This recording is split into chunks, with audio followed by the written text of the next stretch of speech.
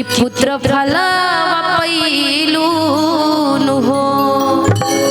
ये गाना मेरे YouTube चैनल से और साथ ही साथ मेरे ही स्टूडियो से राजन भैया की पूरी टीम ने बजाई है। इसके लिए बहुत बहुत धन्यवाद निशुल्क स्टूडियो।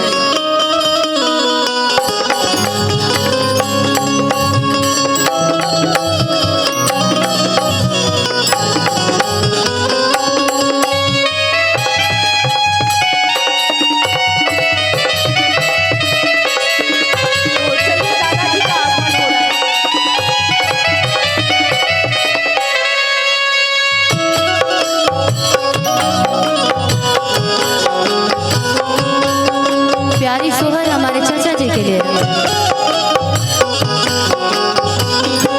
हम तो से पूछी ले कौशल्या रानी अवरू सुमित्रा रानी अवरू के कैया रानी हो।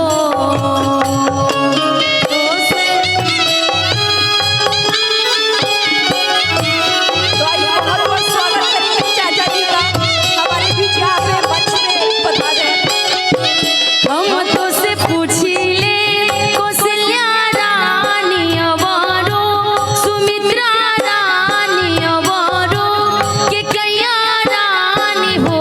ए ललना कवन बरत ऐसन कैलू की पुत्र फलवा पैलू हो।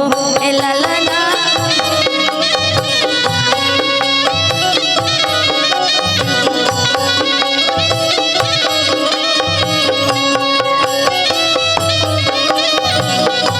और आज के इतिहास का पहला ऐसा मंच हम सभी के लिए। तो आइए वोकल बढ़ा दीजिए प्लीज, थोड़ा वोकल बढ़ा दीजिए मेरे भाई का।